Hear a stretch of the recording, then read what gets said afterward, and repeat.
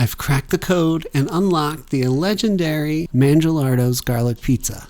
After years of trial and error, mostly following fake recipes and bad advice, I finally got a lead from a friend who was a former employee that put me on the right path to one of the best kept secrets from my hometown in northern Pennsylvania, that being the Mangialardo's garlic pizza. If this is the first time you're watching this video, don't skip. Choosing quality ingredients and making your own dough makes a big difference. But most importantly, the process matters, which is why I made this video to accompany the recipe. There are many reasons this recipe has been kept secret for generations.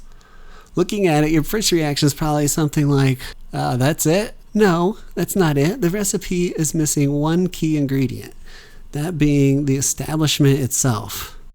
Mangialardo's has been in business since 1933 and is an intergenerational icon of my hometown. The pizza is made of 99% nostalgia and about 1% ingredients. Unless you have a bar in your home that is coated with about 100 years of olive oil and spilled liquor, or unless your home has had the same waitstaff since before you were born, this copycat recipe is probably the best you can do on your own.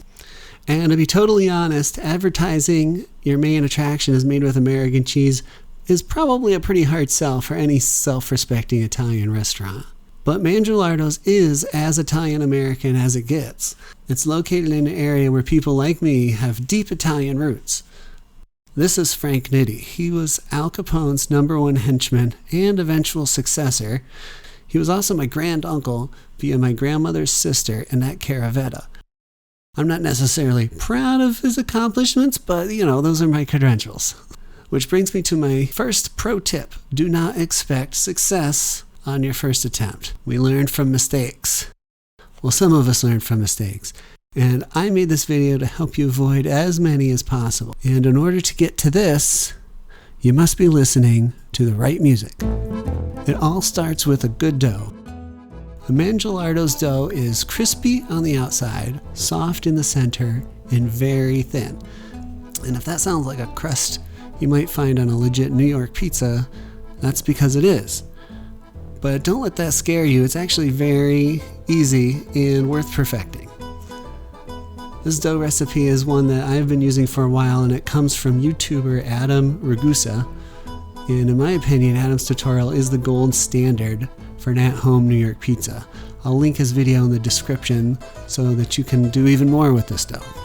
It's worth mentioning now, this dough must sit in your fridge for at least 12 to 24 hours and up to 5 days. The longer the better. The recipe makes 4 pizza doughs. These are the ingredients you need. A half tablespoon of sugar, 1 tablespoon of salt, 1 tablespoon of instant yeast, 2 tablespoons of olive oil, 2 1/4 cups of warm water, and 5 cups of bread flour. Fill a large bowl with 2 1/4 cups of warm water. If the water's too hot, it could kill the yeast.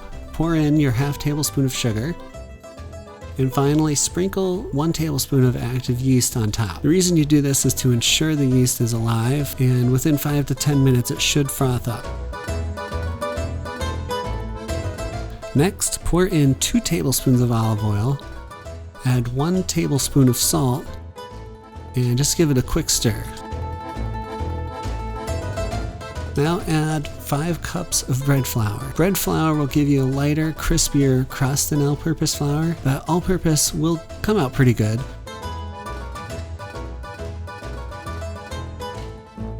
Mix and squish to combine. The dough should be quite sticky, but not slop. Pro tip, the wetter you're able to work with, the better it will turn out.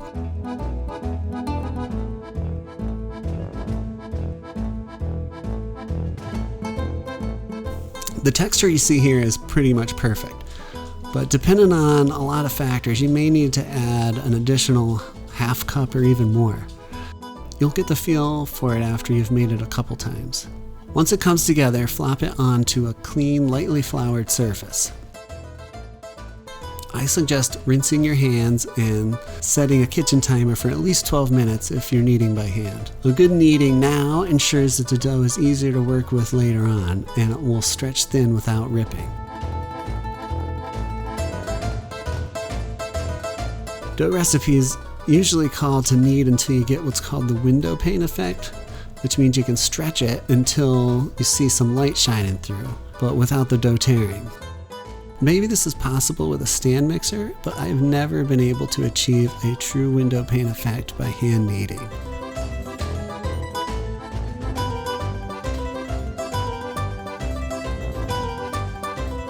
For me, I get perfect results as long as I knead until the dough is soft and smooth and it peels off my hand without leaving anything behind. Now take out 4 medium-sized bowls and put a small amount of olive oil into each, maybe half a tablespoon. Next, take your dough ball and cut it evenly into fourths. Now place 1 dough ball into each bowl, covering the ball lightly with oil and using it to grease the bowl. This prevents the dough from sticking as it rises. Cover each bowl with plastic wrap.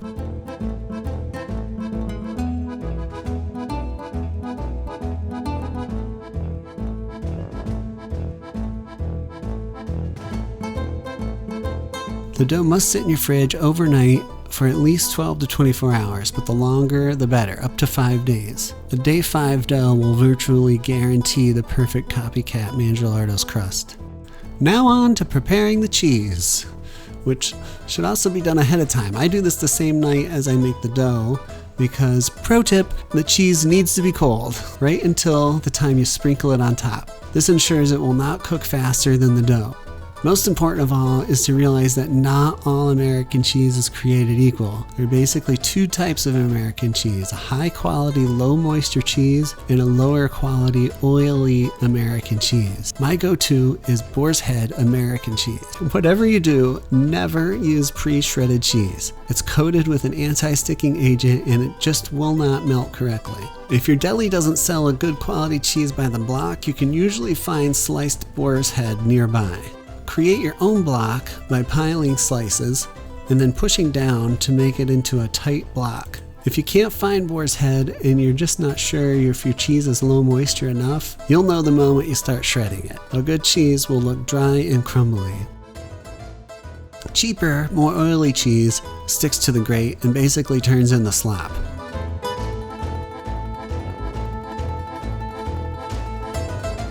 Once shredded, place the cheese into the fridge. I prepare my cheese the same night that I make the dough. Okay, finally, pizza day is here. That means you've prepped your dough and the cheese at least a day in advance. The first thing you need to do is turn your oven to as hot as it will go. Mine is 550 degrees. Next, grease the pan with oil, making sure not to leave any dry areas, including the edges. Remove the dough from the fridge. Cold dough is easier to work with.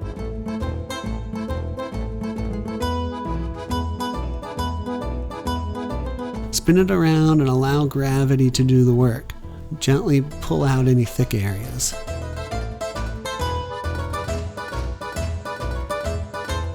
Don't worry too much about the shape. Once it starts getting too floppy to deal with, put it onto your greased pan.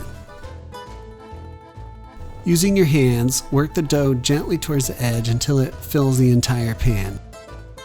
It may fight you a bit, but that's okay. Just be patient. When I suggested earlier that you knead it for at least 12 minutes, this is where it really pays off. Push and roll the dough with your hands to spread it as evenly as you can, but it doesn't have to be perfect. If you want a lot of bubbles in your dough, like the classic Mangialardo's look, just lift and pull the edges gently. You don't want to create large air pockets, but tiny bubbles that you can barely see will become much larger in the oven. Next, wipe a thin coat of olive oil on the dough before sprinkling on the cheese. This ensures that the cheese melts evenly, so don't skip this part. The right amount of cheese makes a huge difference in the end product. I use around 1 3/4 cup, working my way around the edges inward. You want even coverage while still seeing quite a bit of the white dough underneath. This helps air bubbles push through and crisp up.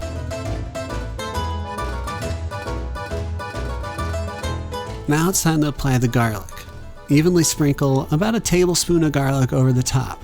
Don't use garlic salt, use garlic powder. Now stick it into your piping hot oven and don't walk away. This cooks really fast. It only takes about 6 to 8 minutes. I watch it pretty much the entire time. If you take it out too soon, it'll look uneven. That's looking better. I like mine on the crispy side, and this one's perfect. Sprinkle lightly with salt to taste. As an experiment, I made a second pizza, half cheap cheese, half boar's head. And notice how this cheaper cheese is just kind of a sloppy mess, while the slice with the lower moisture boar's head is light and crispy. And lastly, to finally sell it, give it the Mangialardo's cut. Cut it vertically into 8ths.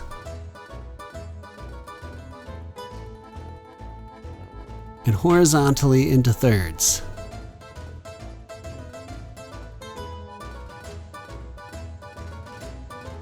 Okay, thanks for watching, and be sure to share this with friends and family who might be looking for a bit of Valley nostalgia.